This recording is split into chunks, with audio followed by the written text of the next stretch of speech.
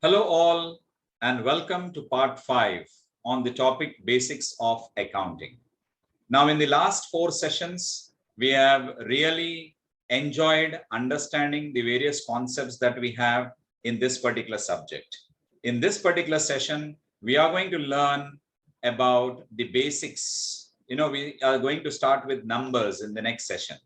And the topic that will be covered in this session is English and American system of accounting, rules of debit and credit. Now, what are the points that we are going to cover in this particular session? Golden rule of accounting, English system of accounting rules, and American system of accounting rules. Now, there is a debate, a kind of a discussion that normally happens, that American system is a new system. Let me tell you a fact that both English and American system are age old.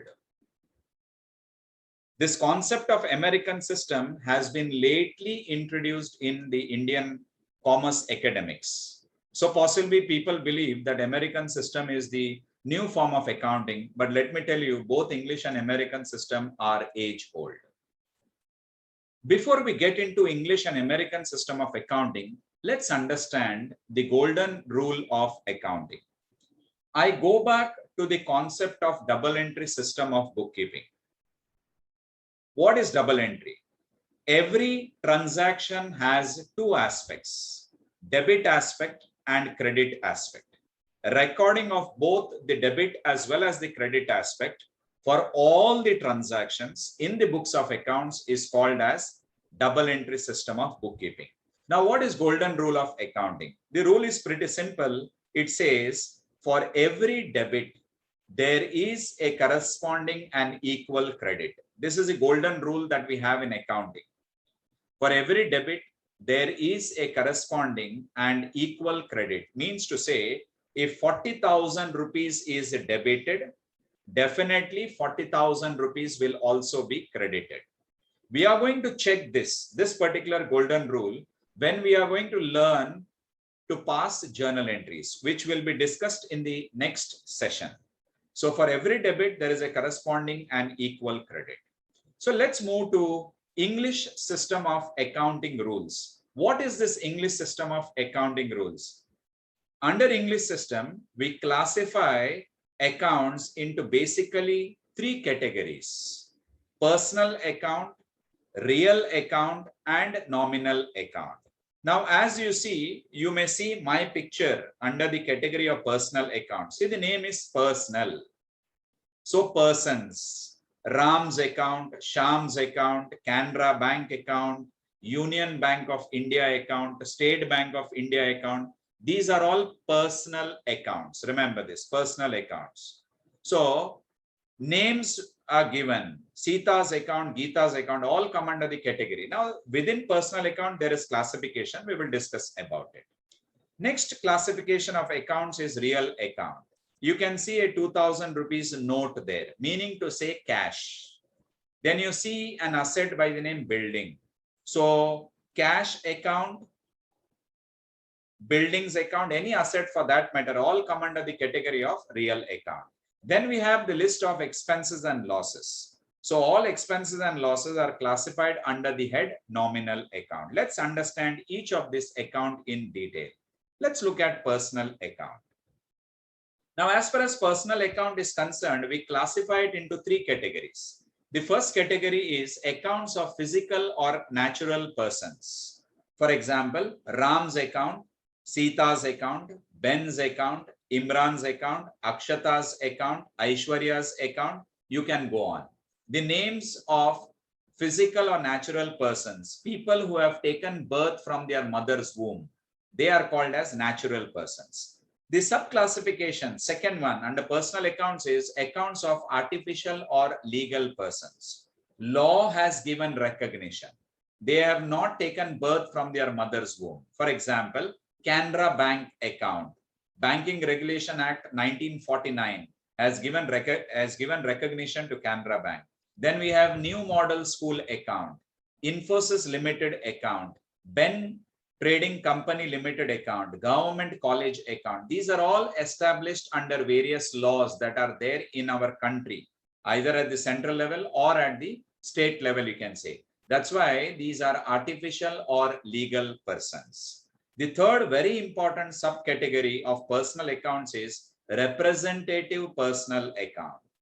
Whenever you see an account and as a prefix before the account or as a suffix, you find the word outstanding, you find the word prepaid, or as a suffix, you find the words received in advance, that is covered under representative personal account. So I've given a few examples there. Outstanding salary account is a representative personal account, comes under the category of personal account. Then we have prepaid insurance accounts. I marked in red. Prepaid insurance. If it is just insurance, it doesn't come in personal account. But if there is a prefix like prepaid insurance account or prepaid expenses account, it belongs to the class personal account. Then once again, we have outstanding commission account, rent received in advance account. So whenever you find the word outstanding and prepaid as a prefix to the name of the account, or rent received in advance as a suffix to any of the account, then that account comes under the category of representative personal and under the head personal accounts. So under personal accounts, we have accounts of physical or natural persons. Second subcategory is accounts of artificial or legal persons. And the third one is representative personal accounts. Now, what is the personal account debit and credit rules? Let's look at the debit and the credit rules. As far as personal account debit rule is concerned, you say debit the account of the receiver of benefit. I will simplify the statement little ahead.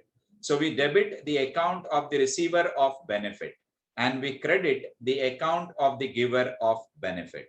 So if the business is receiving the benefit, then the account is debited.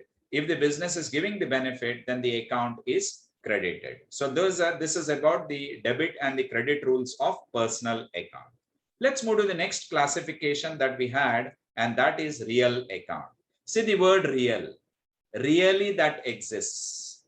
To some extent, we can touch, we can feel, not all the time, because there are some assets which cannot be touched, which cannot be felt. Now, what do we include under the category of real account? Accounts of all assets. So one thing is very clear, all assets are covered over here. For example, your plant and machinery, your land and buildings, your factory building, your office building, your motor car, your furniture, fixtures, everything comes under the category of real account. And other materials. So when I say other materials, which are those? Anything under the heading of goods. Anything under the heading of goods. In the important terms of accounting, we have learned that we don't prepare an account by the name goods account. We either call it as purchases account, sales account, purchases returns account, sales returns account, opening stock account, and closing stock account. So all accounts under the heading goods comes under the category of real account. So accounts of all assets and other materials with the help of which, example, assets, and in which the business deals are all raw material in goods, in which the business deals. So with which and in which items are covered under the category of real account. So these are a few examples of accounts which are categorized under the head real account. We have cash account, plant and machinery account, motor car account, furniture account, purchases account, sales account, purchase returns account, sales returns account, stock account, investment account, trademarks, land and buildings, goodwill, office equipment account, etc. So all these come under the category of real account. Now, earlier part, as I began discussing real account, I mentioned that some accounts can be felt, can be touched, can be seen, but a trademark cannot be seen. A goodwill cannot be seen, cannot be touched, cannot be felt. A copyright, a design, or for that matter, franchisee rights, route permits, all these are assets which cannot be seen, cannot be felt, cannot be touched. These are called as intangible assets. Intangible assets. So both tangible and intangible assets are recorded under the category of real account. Also, one more point that you need to note, we have something called as investment account. Investment account is also an asset. So it is categorized under the head real account. Let's move further. What are the debit and the credit rules of real account? Real account debit rule is debit the account of that what comes in and credit the account of that what goes out. So I will simplify this. So what is coming in must be debited and what goes out of the business will be credited. So in simple, you can remember what comes in is debited under the real account and what goes out is credited under real account. Let's move to the third classification, and that is nominal account. So if I look at personal and real account, see Ram's account, Sham's account, company's account, bank account, college account, or for that matter, any business account, all are covered under personal account. So debtors and creditors are all covered there. Then we talk about assets, and you can take into account all information under the category of goods are covered under real account. So the question is, what else remains? Remaining are all expenses, losses, incomes, and gains. And that is categorized under the head nominal account. So account of all expenses and losses that the business incurs and incomes and gains that the business earns are all covered under the head nominal account. Let's look at the long list of examples of nominal account. We have salary account, we have rent account, insurance account. Now again, if I go back to this insurance, if I add a prefix prepaid insurance, that will go to personal account. For rent, if I add the prefix as outstanding rent, that will go to representative personal account. If I write rent received in advance, that again will go to personal account. But if it's simply rent account, simply salary account, simply insurance account, office expenses account, no prefix of outstanding, no prefix of prepaid, or no suffix of received in advance, all will be shown under the head nominal account. So we have audit fees account, postage account, printing and stationery account, traveling expenses, depreciation, bad debts. Depreciation is a non-cash expense. Bad debt is a loss. Discount allowed is a loss. Discount received is a gain. Interest account is a gain. Commission earned is an income. So all these are shown under the head nominal account. So accounts of all expenses and losses that the business incurs and incomes and gains that the business earns are all shown under the head nominal account. Now, what are the debit and the credit rules of nominal account?